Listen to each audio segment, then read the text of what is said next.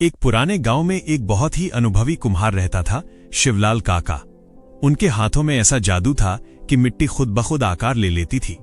उनके आंगन में दर्जनों मटके, सुराही और घड़े रखे रहते थे, लेकिन उन सबके बीच एक मटका था, बहुत ही पुराना, हल्का सा टूटा हुआ, जिसका रंग काफी फीका पड़ चुका था। गांव वाले उसे बूढ़ा मटका कहते थे।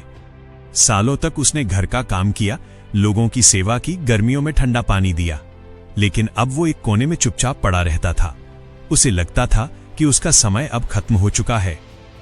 एक दिन कुम्हार ने एक नया, चमकदार, मजबूत और बेहद सुंदर मटका तैयार किया। हर कोई उसे देखकर कहने लगा, वाह काका, इस बार तो आपने कमाल कर दिया। नया मटका खुद भी गर्व से भर गया। पुराना मटका ये सब सुनकर थोड़ा और पीछे खिसक जाता। उसे लगता, अब मेरी जरूरत किसी को नहीं, मैं बूढ़ा हूं, टूटा हूं, कोई मुझसे क्या काम लेगा। एक रात पुराना मटका दुखी होकर काका से बोला, काका, मेरी उम्र हो गई है, मुझसे अब पूरा पानी भी नहीं ठहरता, रंग भी फीका पड़ गया है, आप मुझे तोड़ दीजिए, शायद मेरी मिट्टी से आप कोई नया मटका बना पाएं।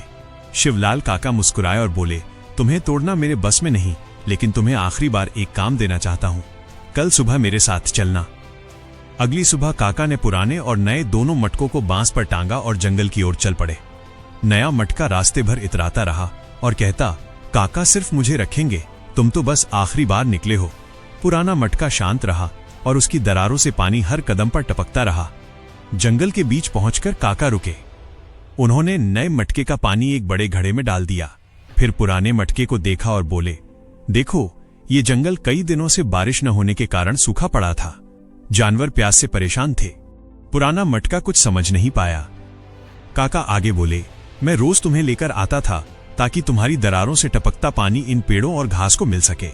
तुम देखो, जहां से तुम्हारा पानी गिरता रहा वहां घास उग आई है, मिट्टी नम है, तुम्हारी वजह से ही इस जंगल में थोड़ी हरियाली बची है। पुराने मटके ने आश्चर्य से चारों तरफ देखा। सचमुच जहां उसका पानी गिरा था वहां जिंदगी उग रही थी। इसी दौरान जंगल के भीतर से कुछ आवाजें आईं। हिरण, खरगोश और कई पक्षी उस घड़े से पानी पीने लगे जहां काका ने नया मटका खाली किया था। काका ने धीरे से कहा, आज तुमने अपने आखिरी पानी से इन जानवरों की जान बचाई है। तुम टूटे हुए होकर भी इतने काम आए, जितना नया मटका भी नहीं आ पाया। पुराने मटके की आंखें भर आईं। पहली बार उसे लगा कि वो बेकार नहीं है। वो टूटा था, लेकिन उसकी दरारों ने जंगल को जिंदगी दी थी। काका ने उसे जंगल के एक पेड़ के नीचे रख दिया और कहा, अब तुम इस जंगल के रक्षक हो। पुराना मटका मुस्कुराता रहा। उसका शरीर टूटा था, लेकिन मन पहली बार पूरा था। इस कहानी की सीख ये है कि कभी कभी हमारी कमियां ही दुनिया के लिए सबसे बड़ा उपहार बन जाती हैं। जो इंसान खुद को कमजोर समझता है, वही किसी और की जिंदगी में सबसे बड़ा सहारा बन सकता है। आप जैसे हैं वैसे ही मूल्यवान हैं, चाहे आप परफेक्ट हों या थोड़े टूटे हुए। धन्यवाद दोस्तों, दिल से शुक्रिया कि आप हमारी कहानियां सुनते हैं।